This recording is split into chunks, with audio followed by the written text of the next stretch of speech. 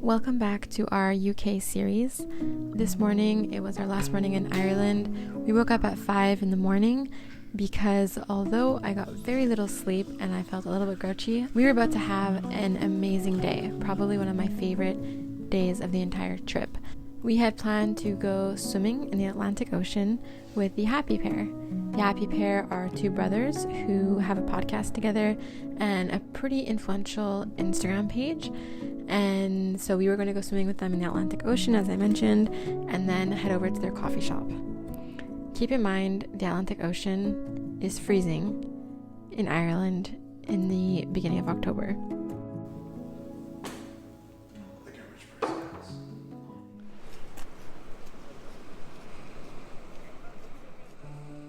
For reference, it took us 3 shots in order for us to get our head under the water. Our first time looked somewhat like this. Honestly, going into the water was so painful.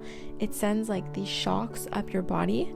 The second time, I wanted to bring my tripod into the water with me. Jeremy, are you ready?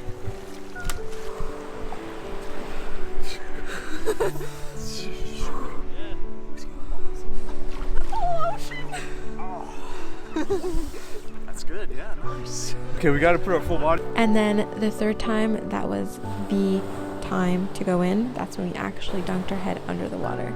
And by then, our body kind of got used to the cold water, but I think we'd have to do this a few times before really getting the hang of it.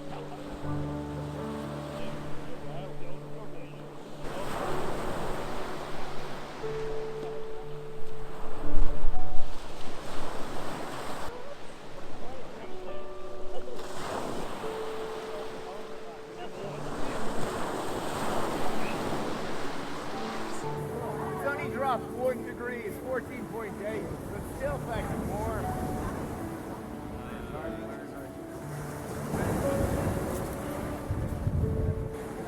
Keep it out. What's your age? Yes, you want to go back, Mark, and enjoy talking French. She's there, see mom, bye guys. We're at the Happy Pair coffee shop right now. And I'm feeling so happy, so lit up. I don't know if it was the morning swim or meeting the Happy Pair or if it's Ireland in general, but I'm feeling so happy. I'm just excited and lit up.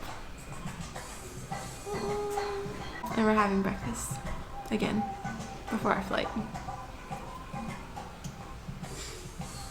Hooray! I'm just so happy.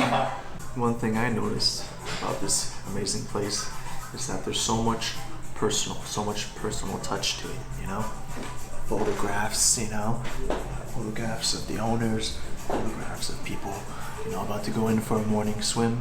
There's just so much of a personal touch all over the place. It feels like you're just welcomed into their personal lives instead of feeling like you're taking over their personal life. It's come on in, it's warm, So for me, this is one of the best days of my life. And for me, this is one of the most amazing days of my life. Aww. This might be where the vlog ends, although I feel like it'll be very short, like a very short vlog, but there's a lot of love behind it. This was one of the days that I was looking forward to the most out of the whole entire trip. Actually, we didn't talk about how the swim was. Let's do it. Well, we got there at like 6:30? No, we got there at 7. Yeah. We got there at 7, and the first time we just put our toes in, it's so cold, it's freezing. It's like very similar to the water in Alberta in the mountains. Oh yeah.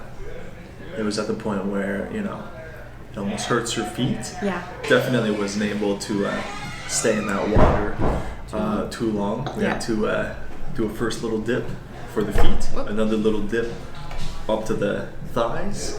And then the final one, we actually went under the water. Yeah. But I think it's just a big practice of breathing, of just taking like deep breath, because like your instinctually, like your instinct tells you to go and hold your breath, but like releasing it and like just breathing normally, I think is what helps. It's funny because the sand was, the floor wasn't necessarily just sand, there was a lot of rocks. Mm-hmm. And my feet are very sensitive.